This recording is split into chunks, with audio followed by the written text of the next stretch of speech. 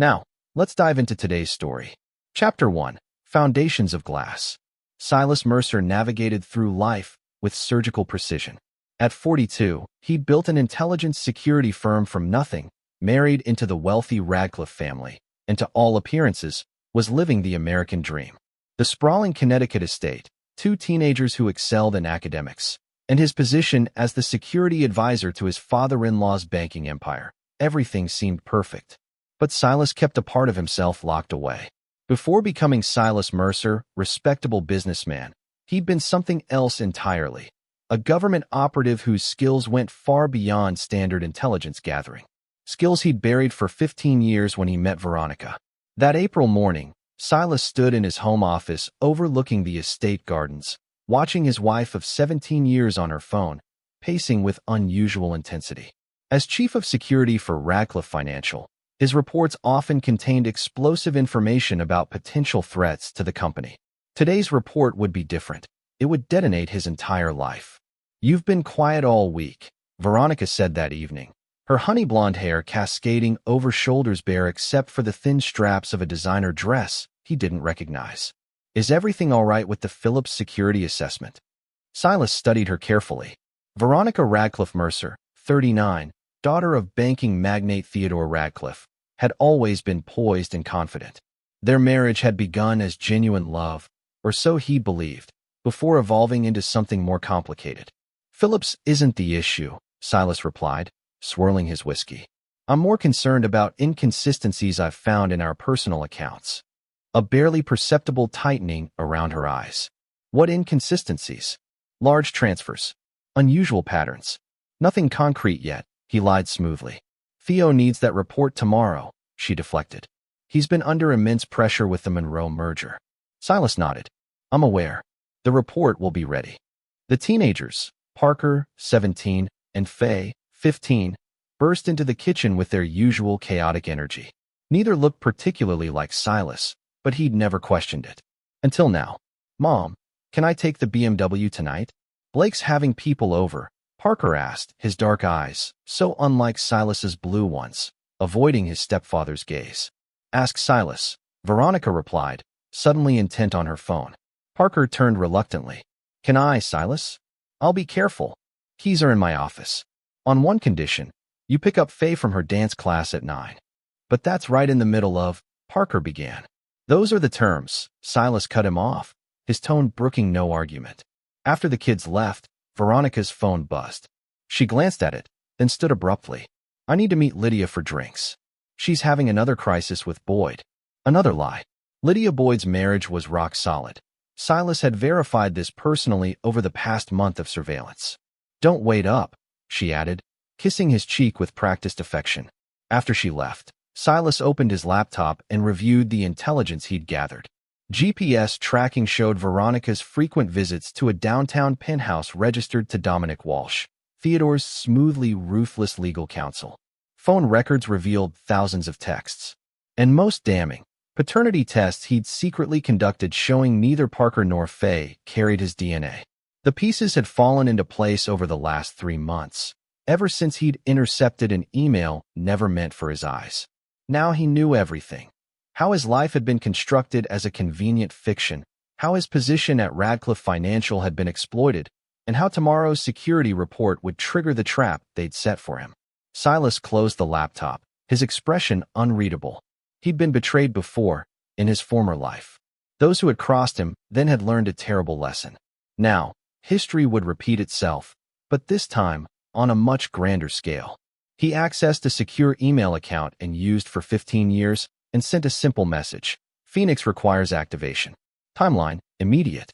Within minutes, the reply came. "Phoenix protocol initiated. Assets standing by."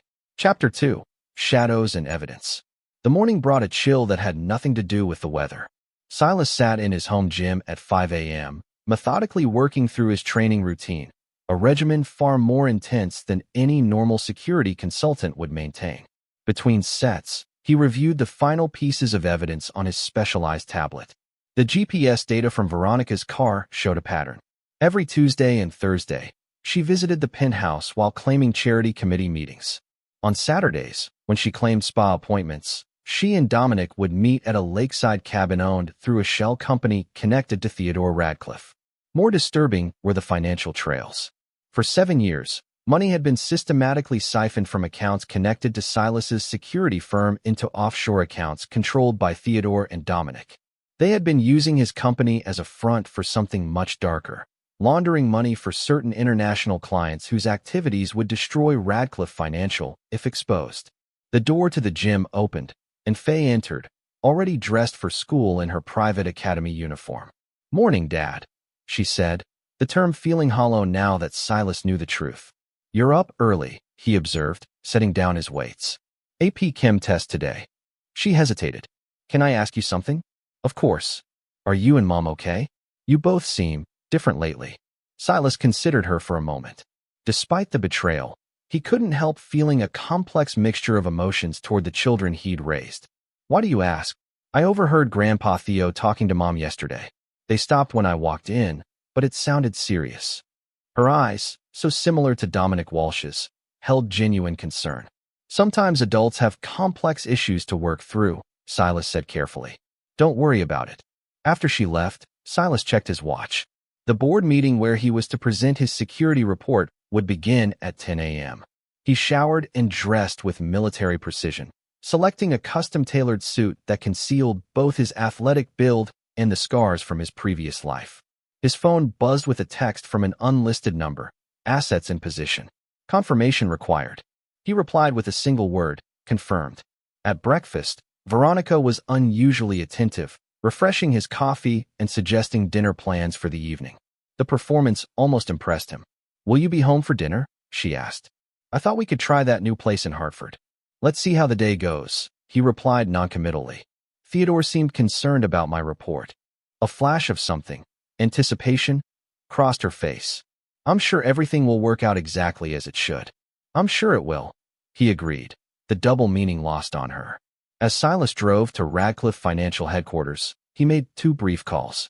The first to a woman named Mara Koval, whose innocuous title of administrative consultant masked her true expertise in digital infrastructure.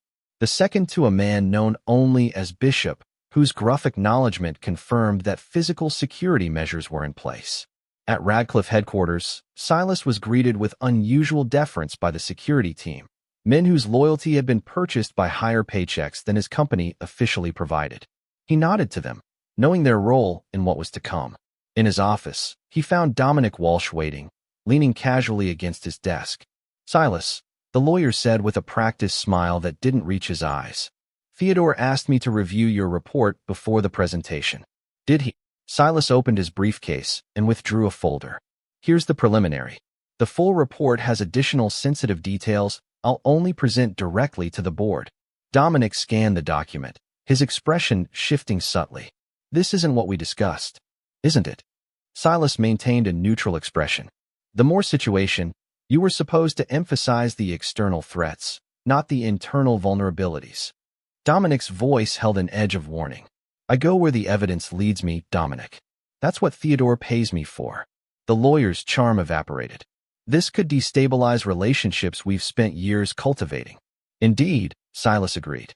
"Relationships are fragile things." As Dominic left, visibly unsettled, Silas received another text, "Secondary targets under surveillance. Extraction team ready." He replied, "Proceed as planned. No deviations." At 9:58 a.m., Silas gathered his materials and headed toward the boardroom, passing Veronica, who was supposedly visiting for a charity meeting. Their eyes met, and she gave him an encouraging smile that turned his stomach. "Knock him dead, darling," she said. "Someone certainly will," he replied quietly. Chapter 3: The Detonation. The Radcliffe Financial boardroom exuded old money and power. Handcrafted mahogany table, leather chairs, and floor-to-ceiling windows overlooking the Hartford skyline. 8 board members waited, with Theodore Radcliffe at the head, his silver hair and tailored suit projecting the authority that had built his banking empire. Dominic Walsh sat at Theodore's right hand, whispering something urgent as Silas arranged his presentation materials. Veronica had slipped in quietly, taking a seat near the back, unusual for a security briefing. "Gentlemen and Ms. Chambers," Theodore began, nodding to the lone female board member. Silas has prepared an assessment of our current security vulnerabilities. Silas, the floor is yours. Silas stood, buttoning his jacket. Thank you, Mr. Radcliffe. Today's report differs somewhat from my usual assessments. He distributed sealed folders to each board member. Please don't open these until instructed. Dominic shifted uncomfortably. Perhaps we should skip directly to the more situation. We'll get there, Silas assured him coldly. First, I need to address a more immediate security breach. He activated the presentation screen, showing a complex financial diagram. For the past 7 years, Radcliffe Financial has been exposed to significant internal threats that compromise not just the company's integrity, but potentially its very existence. Theodore's expression hardened. What exactly are you implying? Not implying. Stating. Silas advanced to the next slide, showing transaction records. These are transfers from shell companies established under my security firm's umbrella without my knowledge, moving funds for clients whose identities would horrify this board and trigger immediate federal investigation. The boardroom erupted in confused murmurs. Dominic stood. This is preposterous. Please open your folders, Silas continued calmly. Inside each was detailed evidence of Theodore and Dominic's scheme, including offshore accounts, client lists with names redacted, and most damningly, recorded conversations. This is outrageous. Theodore slammed his hand on the table. You've clearly manufactured this evidence. Have I? Silas pressed a button on his phone, and audio filled the room. Theodore's voice discussing how to use Silas's company as a front, mentioning how convenient it was that his son-in-law remained oblivious. The board members looked stunned. Theodore's face flushed with fury. You ungrateful bastard, he hissed. After everything I've done for you. I'm not finished, Silas said evenly. There's the matter of personal betrayal as well. Another slide appeared, DNA test results for Parker and Faye, alongside Dominic Walsh's profile. Veronica gasped, rising from her seat. Silas, stop this immediately. You've all been played, Silas told the board. Used as unwitting accomplices in illegal operations. Federal authorities are currently seizing evidence from multiple locations. However, I've prepared a contingency that could mitigate the damage to innocent parties within Radcliffe Financial. He detailed a restructuring plan that would isolate the contaminated sections of the business while preserving the legitimate operations, a lifeline the board clearly recognized. Theodore's rage boiled over. He snatched the report from the table and tore it violently. You're a pathetic excuse for a man, he screamed. You think anyone here will believe these lies? Veronica stormed forward, her perfectly composed facade crumbling. You're fired, effective immediately. And the kids aren't yours. They never were. Get out of our lives. Silas calmly gathered his belongings. I've been given 30 minutes to clear out my office, I understand. Consider yourself lucky we don't have you arrested for corporate espionage, Dominic added, standing protectively beside Veronica. As Silas reached the boardroom door, he turned back. One last thing, you might want to check your phones. It seems there's something urgent requiring your attention. At that moment, every phone in the room exploded with notifications. Theodore's face went ashen as he looked at his screen showing 99 plus missed calls. What have you done? He whispered. The question isn't what I've done, Silas replied coldly. It's what you've done. And now, what happens next is entirely out of your hands. He walked out, closing the door on the erupting chaos. In the hallway, Mara Koval waited, tablet in hand. All systems compromised as requested, she reported. Federal teams are moving on the secondary locations. And the special package has been delivered to media outlets with the 1-hour timer active. Perfect, Silas said. And our exit strategy? Already in motion. Transport waiting at the secondary location. As they walked toward the elevator, the building's alarms began to wail. Security personnel rushed past them, heading toward the boardroom. 15 years of my life, Silas said quietly. All a carefully constructed lie. The children? Mara asked. His expression hardened. They made their choice when they participated in the surveillance. They're legally adults now in the eyes of what's coming. The elevator doors closed as shouts echoed down the hallway behind them. Phase 1 was complete. Now the real work would begin. Chapter 4. Ashes and Architects. 6 hours after walking out of Radcliffe Financial, Silas sat in a modest hotel room in Albany, watching chaos unfold on multiple news channels. Banking giant Radcliffe Financial raided by federal authorities scrolled across the bottom of every screen. They're calling it the largest financial scandal of the decade, Mara observed, monitoring social media reactions on her laptop. Theodore and Dominic were taken into custody an hour ago. Preliminary charges include money laundering, wire fraud, and racketeering. Silas nodded, his face impassive. And Veronica? Currently being questioned as a person of interest. Her phones and computers have been seized. The first phase had executed flawlessly. The evidence Silas had gathered over months, supplemented by data extracted through Mara's specialized skills, had triggered simultaneous raids on 17 locations associated with the illegal operations. The missed calls that had flooded everyone's phones came from panicked associates, attorneys, and co-conspirators as the carefully constructed house of cards collapsed. But this was merely the foundation of Silas's revenge. Bishop reports the extraction of all physical assets is complete, Mara continued. The contents of your hidden safe, the backup drives, and the items from the storage units have been secured. And the children? Silas asked, his voice carefully neutral. Parker fled campus when the news broke. Currently at his girlfriend's house. Faye is with Veronica's sister, Miranda. Silas considered this. The past months of surveillance had revealed that both teenagers had been aware of at least portions of the deception. Parker had actively assisted in monitoring Silas's activities, reporting to Theodore and Dominic. Faye's involvement was less direct but still present. She had deliberately misled Silas multiple times about her mother's whereabouts. The betrayal cut deeper than he would admit. His phone vibrated with a message from an unknown number. Phoenix assets deployed to secondary targets.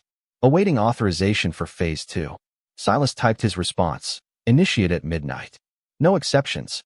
You should rest, Mara suggested. Tomorrow will require clarity. I've operated on less sleep in worse conditions, he replied. But he did recline on the bed, staring at the ceiling. 15 years, Mara. I let myself become weak. She gave him a knowing look. You became human. There's a difference. Not in our world. The old world, perhaps. But now you're building something new from the ashes. Silas closed his eyes, allowing memories to surface. Memories of his life before Veronica, before the false security of family. He had been Phoenix then, a government operative specializing in dismantling organizations from within. His skills had made him valuable to agencies that didn't officially exist, handling situations that couldn't be acknowledged. When he'd met Veronica at a cybersecurity conference, he'd already been in transition, creating a legitimate life. Their connection had seemed genuine. Her father's offer to bring his expertise to Radcliffe Financial had appeared to be recognition of his legitimate talents. All lies. He'd discovered the truth by accident 3 months ago, an encrypted email mistakenly routed to his server, detailing how Theodore planned to frame him for the illegal operations if authorities ever got close. 17 years of marriage, built on a foundation of exploitation and lies. The television continued to broadcast images of Radcliffe executives being escorted from buildings in handcuffs. One anchor speculated on the source of the evidence, noting its comprehensive and damning nature. They're calling you a whistleblower, Mara noted with irony. Let them believe whatever narrative serves our purposes, Silas replied. It provides useful cover. His phone chimed with another message, this one displaying a series of numbers representing account balances. In the financial chaos, billions were shifting rapidly. Markets were reacting to Radcliffe's implosion, creating opportunities that Silas's hidden algorithms were exploiting microsecond by microsecond. By morning, Theodore's fortune would be decimated. But more importantly, control of key assets would be transferred through an intricate web of transactions that even the best forensic accountants would need months to unravel. Silas rose and approached the window, looking out at the city lights. Contact our people in Zurich. Tell them to accelerate the timetable. And I want hourly reports on Dominic's legal maneuvers. Already happening, Mara confirmed. His attorneys have filed emergency motions, but Judge Holloway denied them. Holloway, Silas repeated with satisfaction. Another piece carefully positioned years ago, a federal judge whose career had been quietly saved by one of Silas's anonymous interventions. What about Veronica's sister? Miranda could become problematic with Faye, Mara noted. Miranda has her own secrets, Silas replied coldly. Bishop will pay her a visit tomorrow. She'll surrender Faye to child services rather than risk exposure. The night deepened as they continued preparations. At precisely midnight, Silas received confirmation that Phase 2 had begun, a coordinated series of revelations to key media contacts, financial institutions, and regulatory authorities that would ensure no recovery was possible for the Radcliffe empire. By dawn, he had slept exactly 3 hours, all he needed to function at optimal capacity. The news had evolved overnight, with Theodore Radcliffe's face now emblazoned across every channel above headlines declaring the collapse of his banking empire. Mara entered with coffee and a secure tablet. Phoenix Assets report all Phase 2 objectives achieved. Dominic Walsh's legal team has withdrawn representation citing irreconcilable conflicts of interest. And this just came in. She handed him the tablet showing surveillance footage of Veronica leaving a police station, surrounded by reporters shouting questions. Her perfect composure had vanished, replaced by barely controlled panic. "Where will she go?" Mara asked. "Her mother's estate in Greenwich," Silas replied without hesitation. "It's the only property not directly connected to Theodore's finances. She'll believe it's safe." He set down his coffee. Time to move to the next phase. Prepare the Greenwich team. Chapter 5. Ghosts and Architects. The Greenwich estate sat on 3 manicured acres, a colonial revival mansion that had belonged to Veronica's mother's family for generations. Security was minimal, a gated entrance, basic alarm system, and the illusion of privacy afforded by old money and influential neighbors. From a nondescript van parked half a mile away, Silas monitored thermal imaging showing 3 heat signatures inside the main building. Veronica, an older woman likely to be the housekeeper, and a third figure that intel confirmed was Lydia Chambers, Veronica's closest friend and confidant. "Perimeter sensors active," reported Bishop, a compact man whose military bearing couldn't be disguised by civilian clothes. "All communications into and out of the property are being intercepted." Silas nodded. "What's their conversation?" Bishop adjusted a dial, bringing the women's voices into clarity through the directional microphones aimed at the house's windows. "Completely blindsided me," Veronica was saying, her voice shaking with emotion that Silas recognized as rage rather than sorrow. How could he have gathered all that evidence without anyone noticing? "The question is what he's planning next," Lydia replied. "A man doesn't just walk away after something like this." "He's nothing," Veronica spat. "A useful tool that outlived his purpose. Once my father's lawyers contained this situation." "Veronica," Lydia interrupted, "your father's being held without bail. The evidence is overwhelming. This isn't going away." There was a sound of glass shattering, Veronica's temper manifesting physically. "That life I built, 17 years pretending to love that empty shell of a man. The perfect wife, the perfect mother. For what? To watch it all collapse because he somehow grew a spine." Silas's expression remained impassive, but his fingers tightened almost imperceptibly on the armrest. "What about the children?" Lydia asked. "Parker's smart. He's already distancing himself, staying with Blake's family. Faye's with Miranda for now, but we need to get her somewhere more secure. If anything happens to those kids." "Nothing will happen to them," Lydia assured her. "Silas may be vindictive, but he wouldn't hurt children." Veronica laughed bitterly. "You don't know him like I do. There was always something inhuman underneath that polished exterior.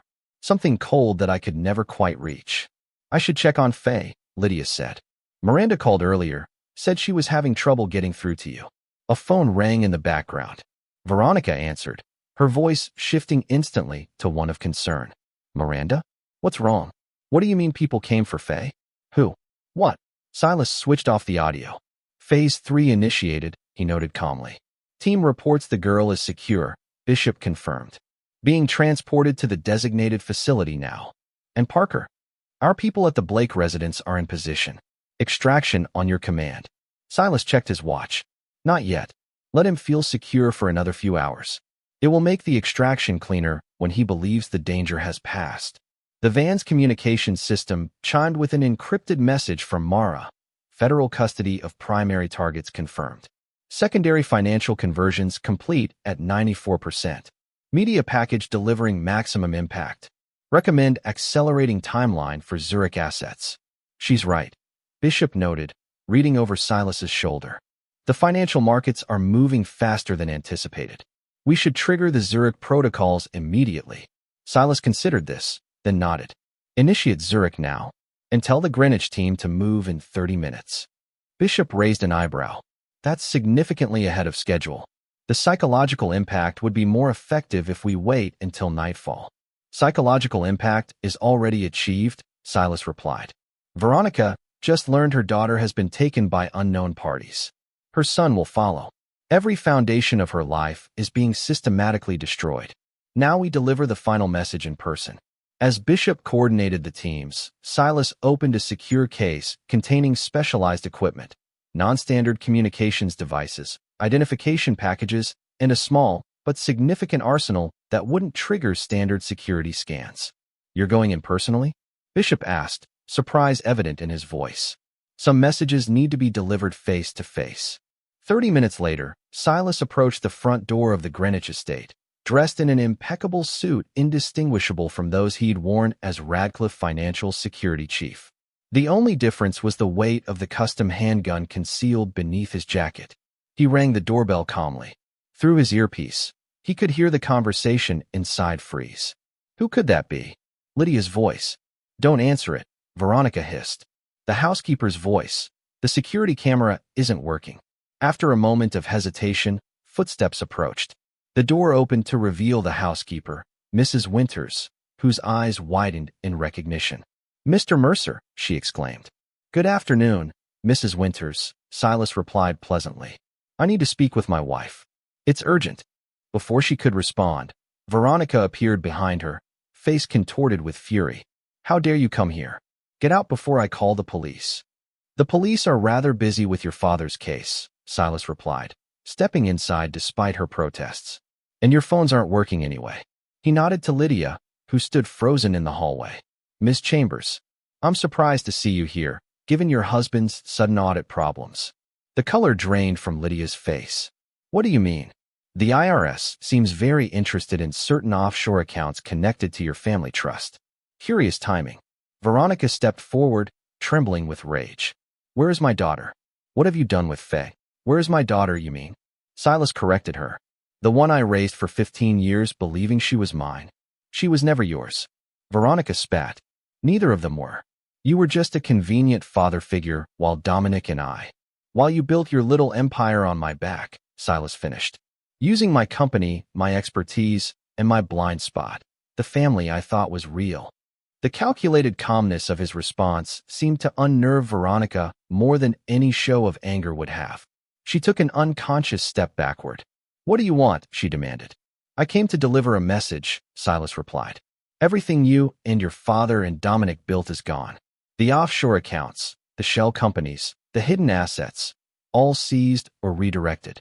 Your children are being taken to a secure location where they'll be well cared for during the coming storm. You can't just take them. Veronica cried. I already have, Silas replied simply. Consider it the first payment for 17 years of lies. Is that all you came to say? Lydia interjected, finding her voice. To gloat. No, Silas said, his gaze returning to Veronica. I came to tell you that this is just the beginning. You thought you knew me, controlled me, used me. You didn't even scratch the surface of who I really am. He stepped closer, his voice dropping so only Veronica could hear him. Before I met you, I destroyed people for a living. Organizations, corrupt officials, entire networks. They disappeared because of me. I buried that life when I married you, believing I could have something real. Thank you for reminding me who I truly am. Veronica's expression shifted from defiance to the first flickers of genuine fear. What are you going to do? Everything, Silas replied simply. And you'll never see it coming. As he turned to leave, Veronica lunged for a decorative sculpture on a nearby table, swinging it wildly at his head. With reflexes that shocked her, Silas caught her wrist mid-swing, applying precise pressure that caused her fingers to release the improvised weapon. Don't make this physical, Veronica, he advised quietly. It's an arena where you can't possibly win. He released her and walked calmly to the door.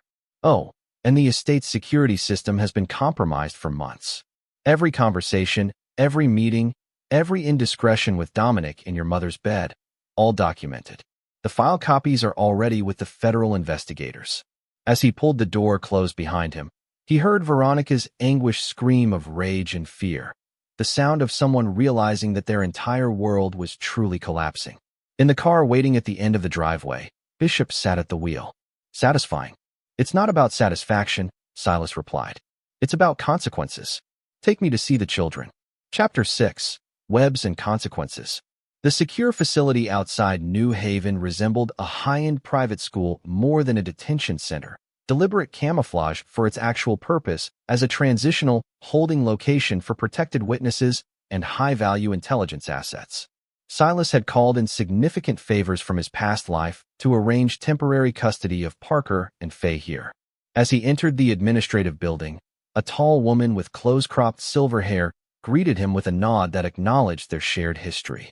Director Sullivan, Silas said, "Thank you for accommodating this unusual request." "Phoenix," she replied, using his old operational designation. "When you reached out after 15 years of silence, I assumed it would be interesting. I underestimated the scale."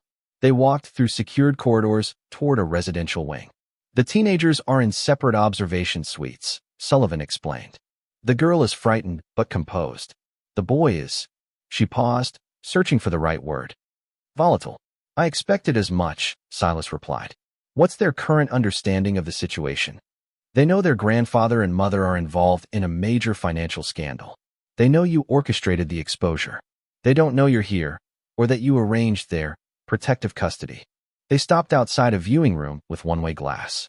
On the other side, Faye sat on a bed, her school uniform replaced by generic civilian clothes, her expression a mixture of confusion and fear. "She's been asking about her mother," Sullivan noted. "And about you." "What has she said about me?" Silas asked, studying the girl he'd raised from infancy. "She seems genuinely confused about your role in all this. Claims she never knew about whatever her mother and grandfather were involved in." Silas's expression didn't change, but something flickered in his eyes. "The surveillance tells a different story. She actively participated in monitoring my movements, reporting to her mother." "Children often participate in family deceptions without understanding the bigger picture," Sullivan observed, "especially when manipulated by authority figures they trust." "She's 15, not 5, Silas replied coldly. "Old enough to understand basic loyalty." Sullivan studied him. "You didn't bring them here for a family reunion. What's your actual plan for these kids?" "They're leverage," Silas answered honestly, "and they need to be contained during what comes next. Their presence would complicate the final phases. And afterward, once everything is complete, they'll be released to whatever remains of their mother's family, with enough financial resources to ensure their education and basic needs, but nothing more." Sullivan nodded without judgment. "And you want to speak with them now?" "Just the boy," Silas decided. Faye's role was secondary. Parker was an active participant in the deception, Theodore's protege in training. He deserves to understand the consequences. In another wing, Parker paced his room like a caged animal, his handsome features, so similar to Dominic Walsh's, twisted with anger. When Silas entered, the boy froze. "You," he spat. "What have you done? Where's my mother?" Silas closed the door, noting how Parker unconsciously backed away despite his hostile posture.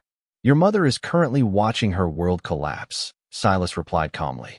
"Much like you are. They'll destroy you for this," Parker threatened. "You have no idea who you're dealing with." The comment almost made Silas smile. That's precisely what this situation is revealing, that none of you had any idea who you were dealing with. He gestured to a chair. "Sit down, Parker. I'm only going to have this conversation once."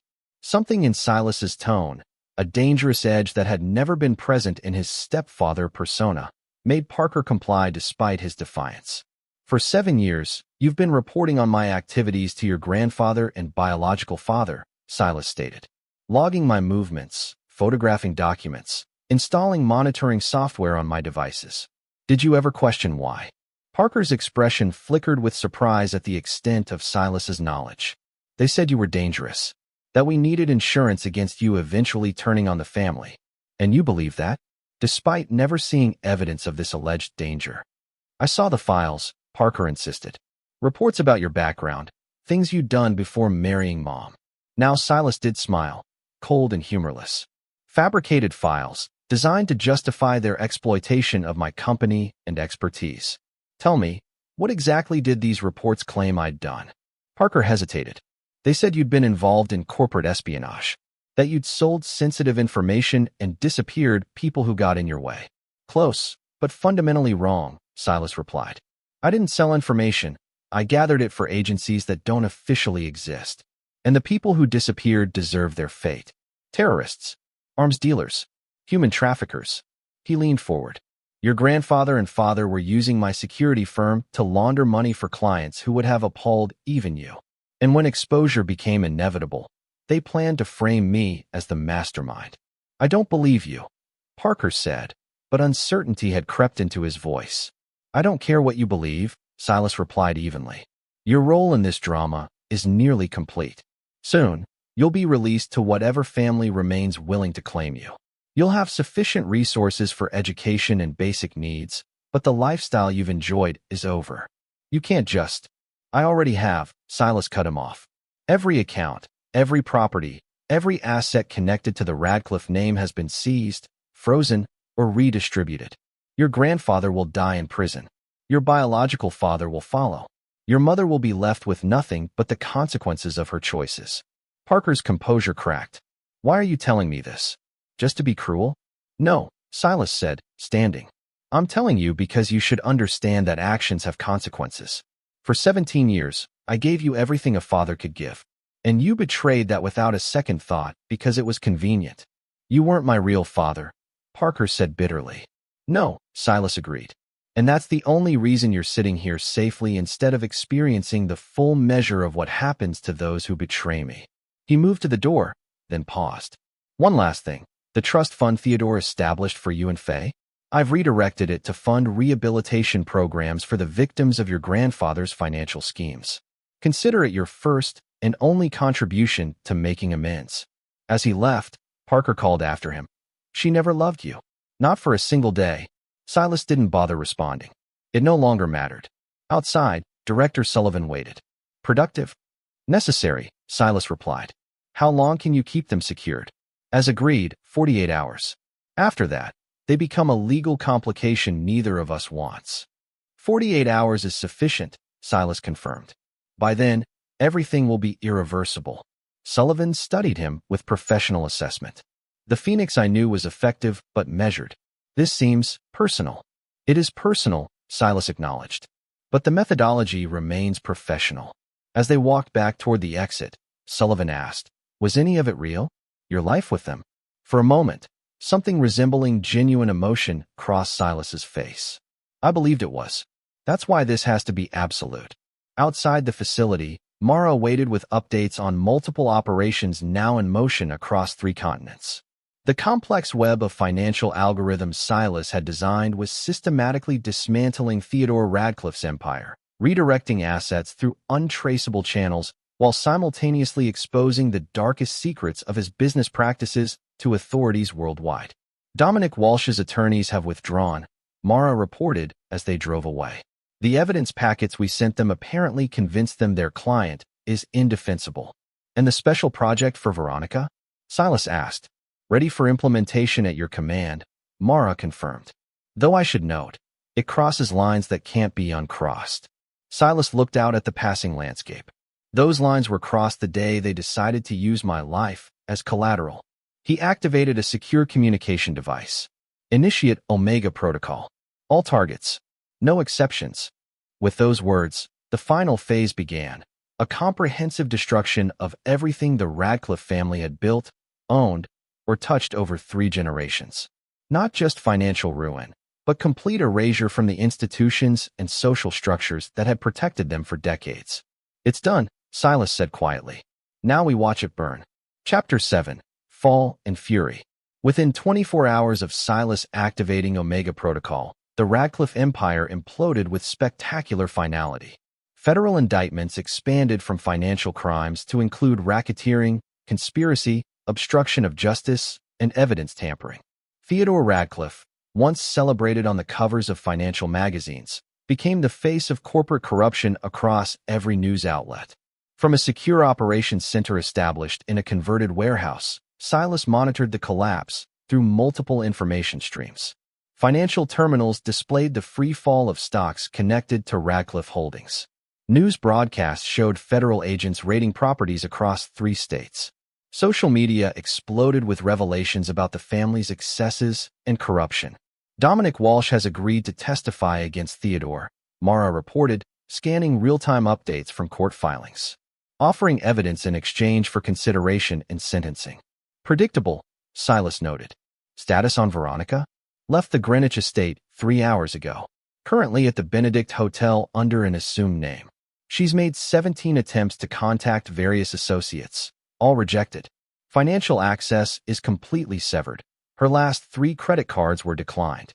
On a monitor, surveillance footage showed Veronica in the hotel lobby, her designer clothes now rumpled.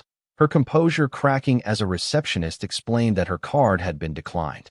The woman who had navigated high society with effortless grace was visibly unraveling. Bishop entered with a secure tablet. Federal authorities are requesting informal cooperation from the anonymous whistleblower who provided the initial evidence. They're offering immunity guarantees through established channels. Decline politely, Silas instructed. Our involvement ends with the evidence provided. Let their own investigators connect the remaining dots. They'll eventually identify you as the source, Bishop noted. By which time we'll have completed the extraction and transition, Silas replied. The person that they'll be looking for won't exist anymore.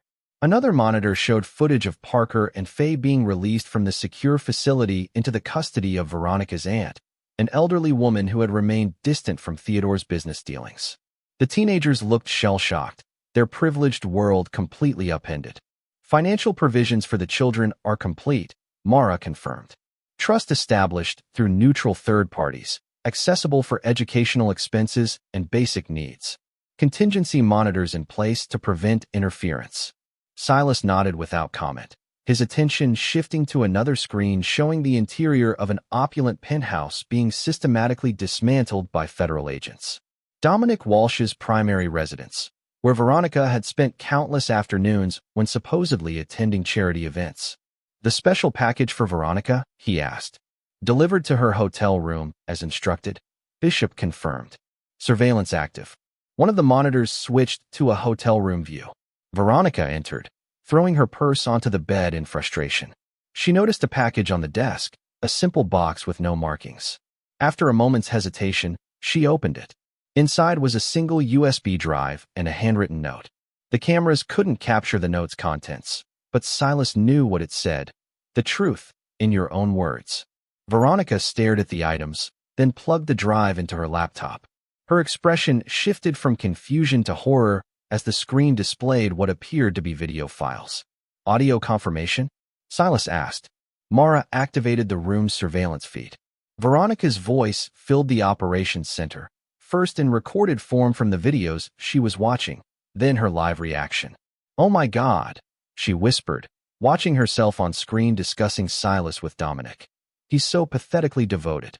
It makes manipulating him almost too easy. Another clip played, Veronica with Theodore. How much longer do we need to maintain this charade? I'm tired of playing the perfect wife to that empty shell. And most damning, Veronica instructing teenage Parker. Your stepfather can never know about your real father. Watch him carefully. Report anything unusual. We need to ensure our insurance policy remains viable. The videos continued. Years of private conversations, secret meetings, intimate moments with Dominic, all meticulously recorded through the very security systems Silas had installed to protect the family. Veronica slammed the laptop closed, trembling with rage and fear. Silas, she screamed at the empty room, somehow knowing he was watching. You bastard. She grabbed her phone, dialing frantically. After several attempts, someone finally answered. Lydia? Thank God. I need help. Silas has recordings, everything. He's been spying on us for years. She paused, listening to the response, her expression crumbling. What do you mean you can't help? Lydia, please. Hello? Hello. The call had ended. Veronica tried another number, then another, each attempt more desperate than the last. No one was answering. In the operations center, Silas watched impassively. Status on the Zurich transfer? Complete, Mara confirmed. Assets secured and distributed according to protocol. The foundation accounts are active and anonymized. This represented the final conversion of resources Silas had quietly extracted from the Radcliffe empire, not for personal gain, but but redirected to fund an organization that would continue long after his disappearance. A foundation dedicated to exposing and dismantling operations similar to Theodore's, protecting those exploited by the powerful. Theodore's legal team has requested an emergency hearing, Bishop noted, claiming evidence tampering and procedural violations. They won't find any, Silas replied confidently. Every piece of evidence was obtained legally through systems I had legitimate access to as chief security officer. Their own recklessness created the vulnerability. On the monitor, Veronica had moved from desperate calls to frantic packing, stuffing clothes into a suitcase while continuously glancing at the door as if expecting it to burst open at any moment. She's planning to run, Mara observed. With what resources? Silas asked rhetorically. Every account is frozen. Every contact has abandoned her. Even her passport has been flagged in the system. Not necessarily for legal reasons, Bishop noted with professional admiration. The thoroughness of this operation exceeds anything we did in our government days. Because this time, it's personal, Silas replied, his voice devoid of emotion despite the words. A secure communication channel activated, displaying a message from Director Sullivan. Federal Task Force expanding investigation to Radcliffe Associates. Your window is closing. Recommend accelerating exit timeline. She's right, Mara said. We should initiate the final extraction now. Silas considered this, watching Veronica's increasing desperation on the monitor. Not yet. One last loose end to address. He activated a command sequence on his terminal. In the hotel room, Veronica's phone rang. She stared at it with suspicion, then tentatively answered. Hello. Hello, Veronica. Silas's voice, calm and measured. You monster, she hissed. You've destroyed everything. No, Veronica. You destroyed everything the moment you decided to build your life on lies. What do you want? Haven't you taken enough? I wanted you to understand something, Silas replied evenly. This isn't just revenge. It's justice. For 17 years of exploitation. For using me as a front for criminal operations. For lying about the children. The children, she gasped. Where are they? What have you done with them? They're safe with your Aunt Eleanor. With sufficient resources for their basic needs, but nothing more. The privilege and excess they've enjoyed is over. Veronica's voice turned pleading. Silas, please. Whatever you think I've done, the children are innocent. Parker actively spied on me for years, Silas replied coldly. Faye deliberately misled me about your activities. They chose their side. They're just kids. They did what their mother and grandfather asked. Actions have consequences, Veronica. That's the final lesson in all of this. Her tone changed, desperation giving way to fury. You think this is over? That you've won? You have no idea what my father is capable of, even from prison. He has connections you can't begin to imagine. Had, Silas corrected. Past tense. Every connection has been severed, exposed, or neutralized. There's nothing left of the Radcliffe influence. Nothing left of the life you knew. I'll find you, she threatened. Wherever you go, whatever you become. I'll find you, and I'll make you pay for this. No, Veronica. You won't, Silas replied with absolute certainty. Because after tonight, Silas Mercer will cease to exist. Just as your life as you knew it has ceased to exist. He ended the call and turned to his team. Initiate final extraction. We're done here. As they began shutting down the operations center, wiping systems and preparing for departure, Bishop asked, was it worth it? 17 years of your life for this moment. Silas paused, considering the question. It wasn't about worth. It was about correction. They tried to use me as a tool. They forgot that tools can be dangerous when turned against their users. Outside, the first hints of dawn illuminated the horizon. By nightfall, Silas Mercer would be gone, erased as thoroughly as he had erased the Radcliffe Empire. In his place, a new identity would emerge, continuing the work he had begun before Veronica, before the illusion of family had temporarily diverted him. The Phoenix would rise again, but this time, operating by his own rules rather than those of agencies and handlers. The foundation established with redirected Radcliffe assets would become his new mission, identifying and dismantling operations that exploited the vulnerable, that hid behind facades of respectability while building empires on corruption. It's time, Mara announced, the final systems wiped clean. Silas took one last look at the monitor showing Veronica, now slumped on the hotel room floor, the full weight of her new reality finally sinking in. Then he turned away, closing that chapter with the same precision that had defined every aspect of his operation. The game was over, and he had won. Chapter 8. Ghosts and Reckoning. 6 months after the destruction of the Radcliffe Empire, a man who no longer called himself Silas Mercer sat at a cafe in Zurich, reading news updates on a specialized tablet. Theodore Radcliffe had been sentenced to 32 years in federal prison after a trial that exposed decades of financial crimes. Dominic Walsh had received 18 years despite his cooperation, the judges finding his testimony self-serving and incomplete.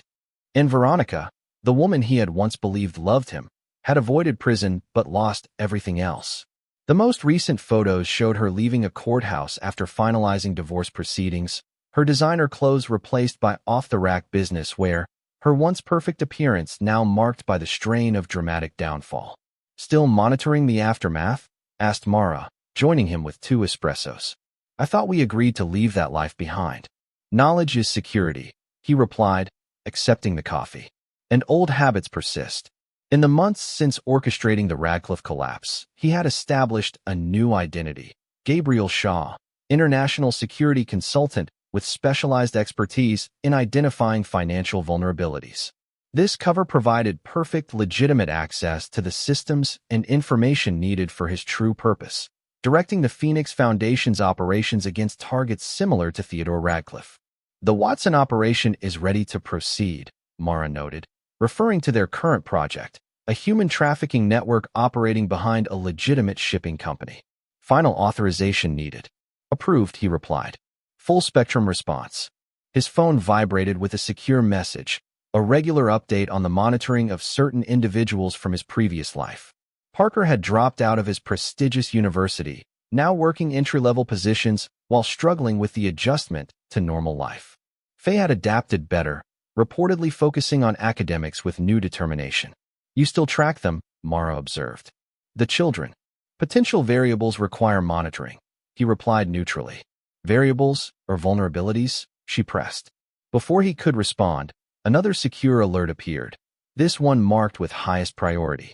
He opened it to find surveillance photographs of Veronica entering a building in Geneva, followed by interior footage showing her meeting with a man whose face triggered immediate recognition protocols. Alexander Kazan, he identified. Former FSB, now private contractor specializing in hostile extractions and targeted eliminations. "She's looking for you," Mara realized. Despite everything, she's still pursuing revenge. As predicted, he replied calmly. Her psychological profile indicated a 78% probability of obsessive response rather than acceptance. "This changes our timeline," Mara noted. "We should accelerate relocation protocols." He considered this, studying the images of Veronica with the Russian operative. The woman in the photos bore little resemblance to the polished socialite he had married. Her features were harder, her expression haunted by bitterness and obsession. "No," he decided. "We don't run. We address this directly." Direct confrontation increases exposure risk by 43%, he finished. Acceptable parameters given the alternative of perpetual evasion. He activated a secure communication channel. "Bishop, we have a situation requiring immediate response. Kazan Protocol, Geneva location. Full containment." Within an hour, operatives connected to the Phoenix Foundation had established surveillance on both Veronica and Kazan. Reports flowed in, detailing the Russian's movements, his contacts, the resources Veronica had somehow assembled to fund this vendetta. From a secure apartment overlooking Lake Geneva, he monitored the operation personally. The confrontation with Veronica's hired hunter would need to be definitive, not just neutralizing the immediate threat, but ending her pursuit permanently. "Kazan is moving," Bishop reported via secure channel, heading toward the hotel district with specialized equipment. Interception point. Recommended location is the parking structure on Rue du Mont Blanc. Minimal civilian exposure, multiple exit routes. Approved, he confirmed. Non-lethal protocols and less escalation is unavoidable. Though he had taken lives in his former role as a government operative, the Phoenix Foundation operated by different rules. Elimination was a last resort, used only when all other options had been exhausted. As darkness fell over Geneva, he prepared personally for the confrontation, selecting equipment with practiced efficiency. Non-standard tactical gear concealed beneath tailored civilian clothing. Communications devices with redundant systems. And contingency tools that reflected the severity of the threat. Veronica is not at her hotel, Mara reported suddenly. Surveillance lost her 20 minutes ago. This was unexpected. Expand search parameters. Check transportation hubs and alternate accommodations. Already initiated, she confirmed. But if she's operating with Kazan's guidance? He understood the implication.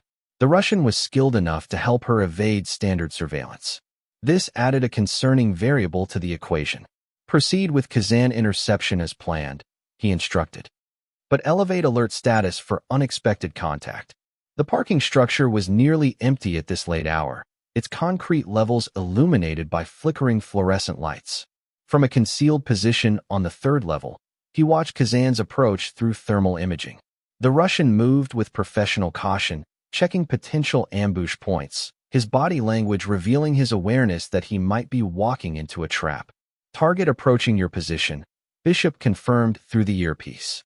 Perimeter security confirms no additional personnel in the structure.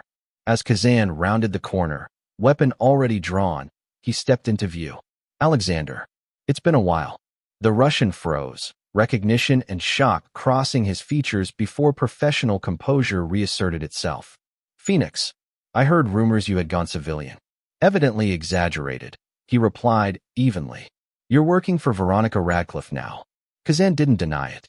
Business is business. She's paying well to find someone who destroyed her family. She's paying to find a ghost, he corrected. Silas Mercer no longer exists. Yet here you stand, Kazan observed, his weapon still raised. Why confront me directly? Not your usual approach. Professional courtesy, he replied. Walk away from this contract. Find other work. The Russian actually smiled. You know that's not how this functions. Once I accept a contract, you complete it or die trying, he finished. An admirable, if impractical code in this situation. Kazan's finger tensed slightly on the trigger. I've studied your methods, Phoenix. Your non-lethal preference. Your reluctance since going private. A preference isn't a limitation, he clarified, his posture unchanged despite the weapon aimed at him. Last chance, Alexander. Withdraw. Instead of responding, Kazan fired. A move telegraphed microseconds before execution, allowing him to shift just enough that the bullet grazed his shoulder rather than striking center mass. His own response was immediate, a specialized projectile from a concealed weapon that deployed a localized electrical charge on impact. Kazan convulsed, his body temporarily overloaded by the neural disruption. Before the Russian could recover, he closed the distance, applying precise pressure to specific nerve clusters that ensured continued incapacitation. I warned you, he said calmly, securing Kazan's weapons. She'll find someone else, the Russian managed through gritted teeth. She's obsessed. I'm counting on it, he replied, injecting a specialized compound into Kazan's neck. Not lethal. The sedative would keep him unconscious while the accompanying compounds ensured short-term memory disruption. As he secured the unconscious operative, his earpiece activated with Mara's urgent voice. Perimeter breach. Veronica has entered the structure. Lower level, moving up. This was unexpected. Kazan should have been operating independently, with Veronica safely distant from operational activities. Understood, he responded. Maintain position. I'll handle this. Dragging Kazan's unconscious form behind a concrete pillar, he moved toward the ramp connecting the levels. Through surveillance cameras accessed via his tactical interface, he watched Veronica ascending cautiously, a small handgun clutched inexpertly in her trembling hands. She was alone, either overconfident in Kazan's abilities or too focused on revenge to consider her personal safety. The woman who had navigated high society with calculated precision now moved with desperate determination, her once perfect appearance replaced by utilitarian clothing and haunted eyes. He positioned himself at the top of the ramp, emerging into view as she reached the third level. Hello, Veronica. She froze, gun raised wildly. Silas, she gasped, her voice hoarse with emotion. I found you. Evidently, he acknowledged. Though following Kazan was uncharacteristically reckless. He's a professional killer, not a tour guide. Where is he? She demanded, glancing around. Indisposed, he replied. And you're alone, holding a weapon you clearly don't know how to use properly, confronting someone you've spent millions trying to locate for revenge. You destroyed everything, she said, voice shaking with fury. My family, my life, my children's future. I exposed the truth, he corrected. The destruction was built into the lies you chose to live by. She steadied the gun with visible effort. I'm going to kill you. It won't bring anything back, but I'll have that at least. You won't, he stated with absolute certainty. Not just because that Beretta's safety is still engaged, or because your stance telegraphs every intention seconds before you act, but because killing me wouldn't change anything. You're wrong, she insisted, tears streaming down her face. It would change everything. How, he asked simply. Would Theodore be released from prison? Would Dominic's testimony be undone? Would the evidence of your family's crimes disappear? Would the children suddenly regain their privilege built on corruption? The gun wavered in her grip. They were just children. They didn't deserve to lose everything. They haven't lost everything, he replied evenly. They've lost excess and privilege built on lies. They still have resources for education, for building legitimate lives. They hate me, she whispered, raw anguish breaking through. Parker won't even speak to me. Faye just asks why. Why I lied. Why I chose Dominic. Why everything had to be destroyed. Valid questions, he noted without sympathy. The same ones I asked myself when I discovered the truth. Her expression hardened again. You never loved me. Not really. No one who loved someone could do what you did. I loved who I thought you were, he corrected. A fiction you carefully constructed and maintained for 17 years. When that fiction dissolved, so did any obligation to protect your feelings or future. He took a step closer, noting how she tightened her grip on the weapon. The gun won't work, Veronica. Not just because you lack the training, but because I removed the firing pin while Kazan was storing it in your hotel room safe. Her eyes widened in shock. You've been watching me all along? Of course, he confirmed. Just as I watched Theodore's operations for months before acting. Just as I'll continue monitoring you to ensure this obsession doesn't endanger others. She lowered the useless weapon, defeat finally overcoming rage. What happens now? You have a choice, he told her. Continue this self-destructive pursuit, spending what little resources you have left chasing someone who no longer exists. Or accept reality and focus on rebuilding some semblance of a life. What life? She asked bitterly. There's nothing left. There's truth, he replied simply. For perhaps the first time in your adult life. Build from that if you're capable. He turned to leave, knowing the conversation was effectively over. Veronica's pursuit had been predictable but ultimately futile. A last desperate attempt to regain some control over a situation that had irreversibly slipped from her grasp. This isn't over, she called after him, empty defiance in her voice. It was over the moment I discovered the truth, he replied without turning back. The rest has just been aftermath. As he disappeared into the shadows of the parking structure, surveillance systems confirmed Bishop's team moving in to collect both Kazan and Veronica, the Russian for transportation to a remote location where he would awaken with strategically altered memories. Veronica for discreet return to her hotel with similar memory adjustments to blur the direct confrontation. Neither would remember the exact details of this encounter, but both would retain the essential message. Pursuing Phoenix was futile and potentially fatal. In the secure apartment overlooking Lake Geneva, Mara waited with updated intelligence on their primary mission, the trafficking network they had been preparing to dismantle. Kazan and Veronica's situation contained? She asked as he entered. Completely, he confirmed. Neither will pursue further action after tonight's interventions. And the psychological impact? She pressed. Seeing her again, after everything? He considered the question, analyzing his own emotional response with the same precision he applied to external threats. Negligible. She's a loose and now resolved, nothing more. Mara accepted this with a nod, knowing better than to press further. The Foundation Board has authorized full-spectrum response against the Watson network. Operations can commence at your command. He reviewed the operational details with renewed focus, the confrontation with his past already categorized and filed away. The Phoenix had fully emerged from the ashes of Silas Mercer's life, stronger and more purposeful than before. The betrayal that had destroyed his manufactured life had ultimately restored his true nature, calculating, relentless, and absolutely committed to balancing scales that others believed beyond reach. Initiate primary sequence, he instructed. Full spectrum deployment. As systems activated and operatives moved into position against their next target, he allowed himself a rare moment of reflection. The revenge against the Radcliffes had been personal, but what came next was something more significant, a mission that would continue long after particular vendettas had faded into history. The Phoenix had risen again, and this time, there would be no distractions from its purpose. Chapter 9. Ashes and Rebirth. 1 year to the day after exposing the Radcliffe Empire, Gabriel Shaw, formerly Silas Mercer, codenamed Phoenix, stood on the observation deck of Zurich's Prime Tower, watching the city lights illuminate as dusk settled.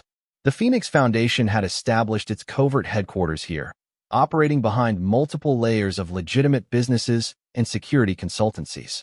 Quarterly results exceed projections, Mara reported, joining him at the railing. 5 major operations dismantled, 18 high-value targets neutralized, over 4,000 victims extracted, and provided rehabilitation resources.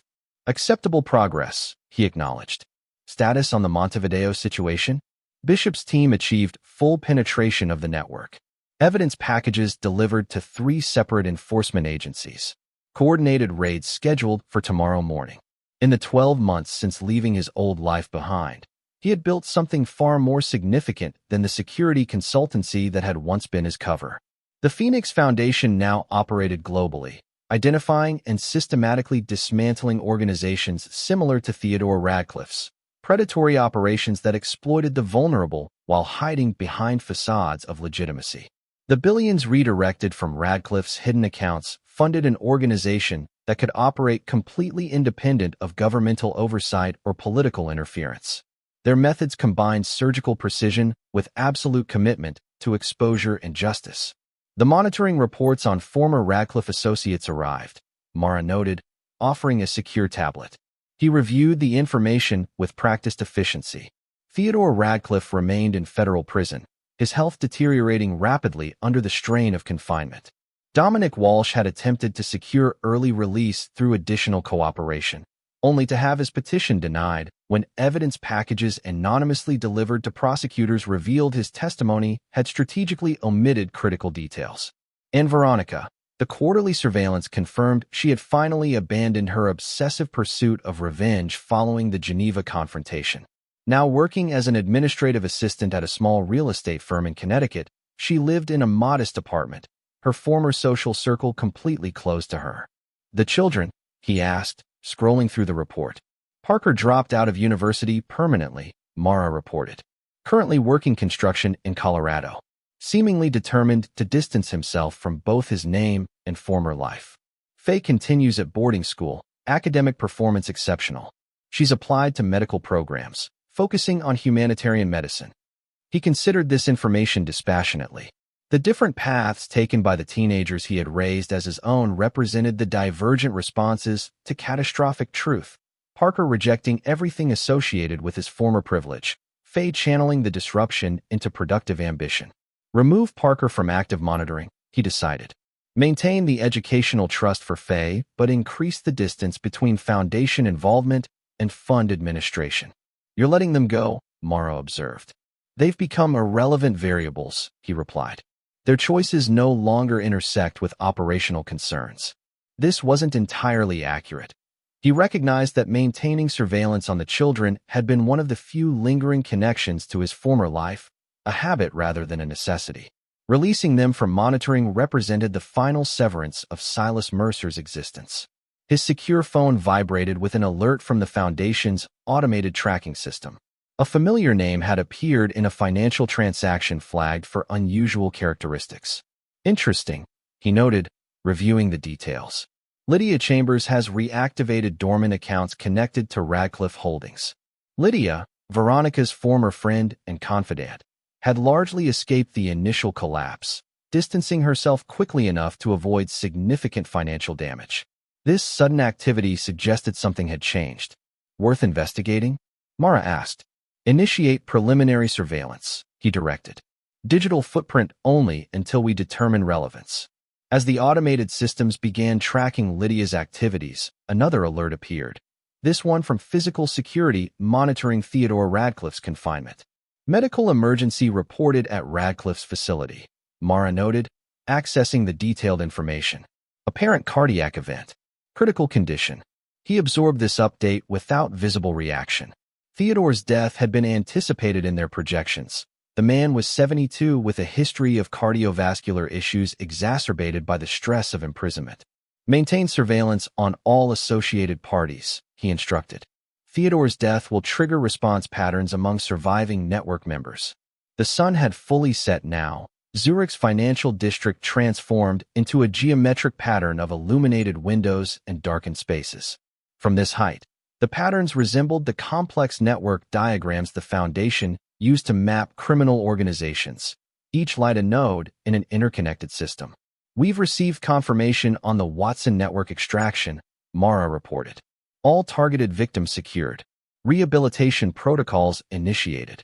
This represented the completion of their most recent major operation, dismantling a human trafficking ring that had operated behind a legitimate shipping company, much as Theodore had hidden his criminal activities behind respectable banking operations. Distribute the evidence packages to enforcement agencies tomorrow, he directed. Ensure the financial tracking data reaches the specialized prosecutors in Hamburg. Mara nodded, making notes on her tablet. There's one more item requiring your attention. She provided a separate secure device displaying surveillance photographs. Veronica entering a private medical facility in Manhattan, followed by images of her meeting with a distinguished-looking physician. Oncology consultation, Mara explained. Diagnosis confirmed through medical records, advanced pancreatic cancer. Prognosis, terminal, estimated 6 to 8 months without aggressive intervention. He studied the images without comment, analyzing the unexpected data point and its potential implications for established operational parameters. Veronica appeared gaunt in the photographs, her once perfect appearance now marked by the preliminary effects of both illness and treatment. Relevance to current operations? He asked. Minimal direct impact, Mara assessed. However, terminal diagnosis may trigger unpredictable behavior patterns. Recommend continued monitoring for potential destabilization. He considered this, weighing various scenarios against probability matrices. Increase surveillance resolution but maintain distance. No direct intervention unless operational security is threatened. The clinical detachment of his response was precisely calibrated. Neither vindictive satisfaction nor residual compassion influenced operational decisions. The woman who had betrayed him was now simply another variable in an equation, her terminal illness a factor to be monitored rather than a source of either pleasure or regret. His secure channel activated with an urgent communication from Bishop. Theodore Radcliffe confirmed deceased. Heart failure. Security protocols at detention facility indicate potential information breach during medical response. This development required immediate attention. Direct Bishop to implement containment protocols, he instructed Mara. Any information compromised during Theodore's medical emergency must be isolated and neutralized. As Mara relayed the instructions, he reviewed mental contingency scenarios developed months earlier for precisely this eventuality. Theodore's death had always carried the risk of exposing connections and information the old man had kept secure even during his downfall. Update on Lydia Chambers, Mara reported. Financial algorithms detect pattern consistent with preparations for relocation. Significant assets being liquidated through non-standard channels. The convergence of these events, Theodore's death, Lydia's sudden financial activity, Veronica's terminal diagnosis, created a pattern that triggered his operative instincts. Not coincidence, but correlation. Full spectrum monitoring on Chambers, he directed. And prepare the Geneva containment team for potential activation. You believe she's operating on Theodore's posthumous instructions, Mara observed. Not a question, but an assessment. Probable, he confirmed. Theodore would have established contingency protocols in the event of his death. Chambers was always the most insulated of his associates, positioned to survive the initial collapse. The implications were clear. Despite thorough dismantling of the Radcliffe empire, Theodore had maintained a final failsafe, a mechanism triggered by his death that could potentially threaten the new life and mission Gabriel had constructed. Over the next 72 hours, Foundation resources confirmed the suspected pattern. Lydia Chambers had accessed hidden accounts connected to Theodore's most closely guarded operations. She had established contact with 3 former Radcliffe associates previously believed neutralized. And most concerning, surveillance detected her meeting with a private intelligence contractor known for specializing in identity location. "They're looking for you again," Mara concluded as they reviewed the accumulated evidence in the Foundation's Secure Operations Center, using Theodore's death as the trigger for a contingency plan. "Expected," he noted, studying the complex data visualization displaying the emergent threat network. Theodore was always methodical. He would have prepared for his death, activating resources beyond our initial containment. The question wasn't whether to respond, but how completely. The Foundation's operational parameters emphasize proportional response and minimizing collateral impact. Yet this resurgent threat struck at the very core of the Foundation's security, his own continued anonymity. "Options?" he asked, though he had already calculated the most efficient approach. Standard containment would require individual neutralization of each activated asset, Mara analyzed. Time-consuming and creates potential for information leakage before completion. And non-standard options? She hesitated briefly. A comprehensive response targeting the central node would be more efficient but exceeds normal operational guidelines. The central node, Lydia Chambers herself, the linchpin of Theodore's posthumous contingency. Eliminating her would collapse the emergent threat network before it could fully activate. "Prepare both standard and comprehensive response packages," he directed. "Final decision pending additional intelligence."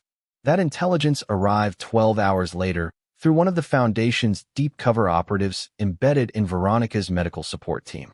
During a pain medication-induced state of reduced inhibition, she had revealed critical information to her physician, information immediately flagged by surveillance algorithms.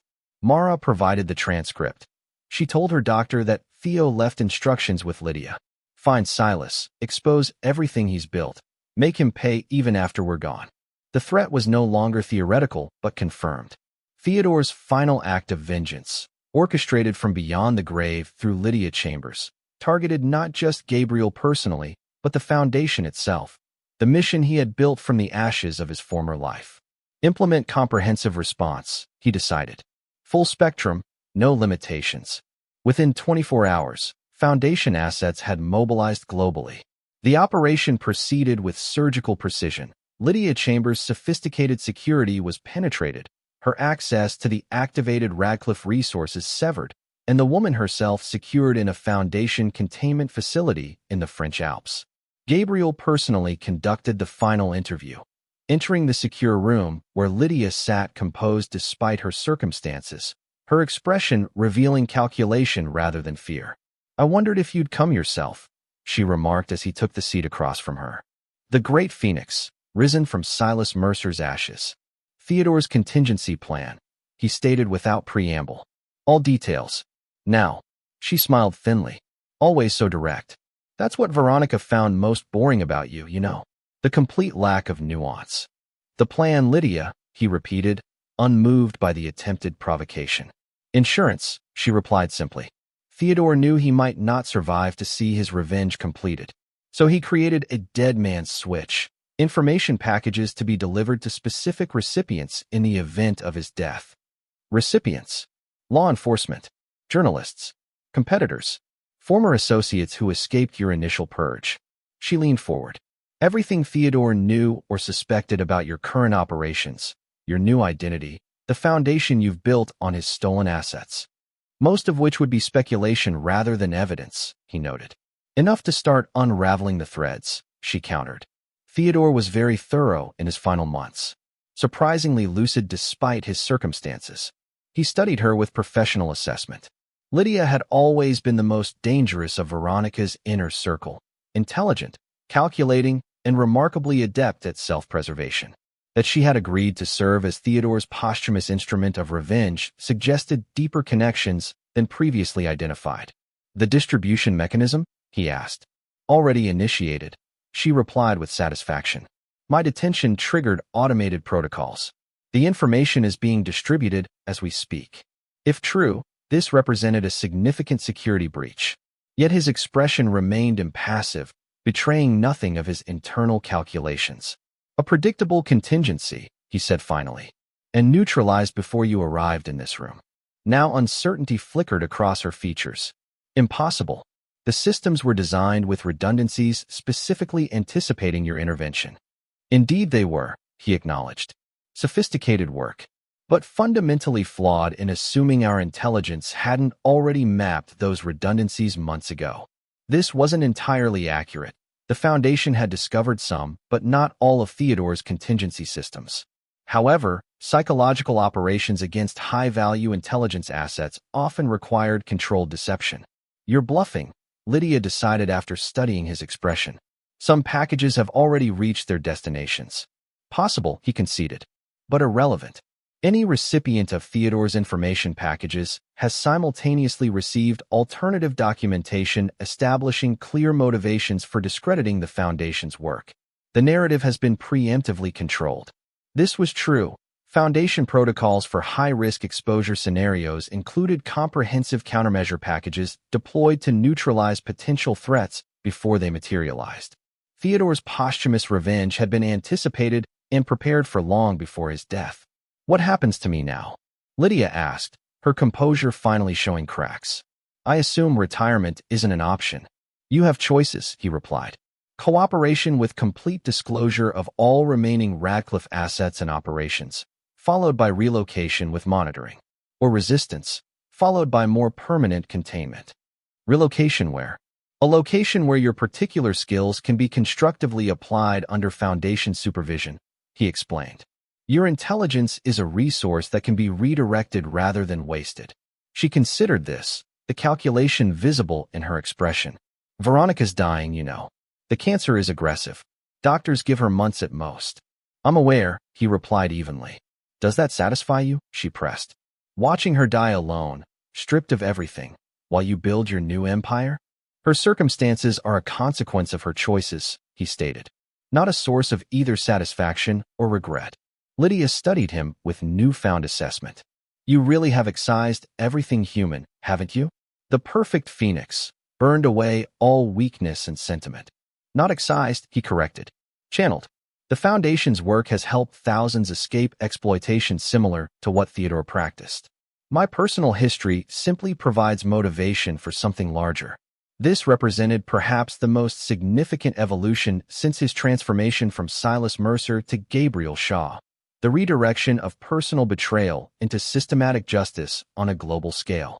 The Foundation's operations against trafficking networks, financial exploitation schemes, and corruption had become his legacy rather than mere revenge.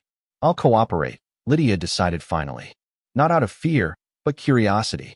I want to see what you're building that was worth destroying everything you had. A pragmatic choice, he acknowledged, standing to leave. Debriefing will begin immediately. As he exited the containment facility, Mara waited with updated intelligence from multiple operations now in progress across 3 continents. The Foundation continued its work uninterrupted, the Theodore contingency effectively contained. Veronica's condition has deteriorated, Mara noted as they prepared to depart. Medical assessment indicates accelerated timeline, weeks rather than months. He absorbed this information without visible reaction. Continue monitoring until confirmation of termination. Then archive all Radcliffe-related surveillance. Case closed. The helicopter lifted off, carrying them back towards Zurich and Foundation headquarters. Below, the alpine landscape stretched magnificent and indifferent, much like the perspective Gabriel had cultivated since rising from the ashes of Silas Mercer's destroyed life. 3 weeks later, the final notification arrived. Veronica Radcliffe Mercer, deceased. The report included details of her final days, alone except for medical staff, her children having visited briefly but departed before the end. No funeral arrangements beyond basic cremation, no obituary beyond mandatory death records. The dynasty Theodore Radcliffe had built through exploitation and deception had ended not with dramatic justice but quiet erasure. Financial empire dismantled, family legacy destroyed, even his daughter's death passing without acknowledgement in the society she had once navigated as royalty. In his private office overlooking Zurich, Gabriel reviewed the report with clinical detachment, then authorized its transfer to permanent secure archives. The Radcliffe case was officially closed, the threat neutralized, the revenge complete beyond even his original design. Mara entered with updates on current operations, the Foundation's real work, continuing without interruption. The Jakarta extraction was successful. 32 victims secured. Rehabilitation protocols initiated. Excellent, he acknowledged. And the financial tracking? Algorithms have identified the primary controllers. Bishop's team is preparing evidence packages for distribution to enforcement agencies. As they reviewed operational details, Gabriel's secure communication system activated with an alert from the Foundation's monitoring of global intelligence channels. A pattern had emerged involving coordinated investigations into corruption networks across multiple jurisdictions, investigations that paralleled the Foundation's own targets without directly intersecting their operations. Interesting, he noted, studying the pattern. Someone else is hunting similar prey, using different methodologies but achieving aligned results. This represented potential competition, collaboration, or conflict, variables to be assessed and incorporated into operational planning. The Foundation's work would continue, evolving to address new threats and opportunities in the global landscape of exploitation and justice. The Phoenix had risen from personal betrayal to something far more significant, a force for systematic correction of injustices beyond the reach of conventional authorities. The revenge that had begun with exposing Theodore Radcliffe's crimes had transformed into a mission that would continue long after the original betrayers had been reduced to archive entries. Gabriel Shaw closed the Radcliffe file permanently and turned his full attention to the Foundation's current operations. The past was settled. The future awaited. The Phoenix would continue to rise, again and again, for as long as necessary. This is where our story comes to an end. Share your thoughts in the comments section. Thanks for your time. If you enjoy this story, please subscribe to this channel. Click on the video you see on the screen, and I will see you there.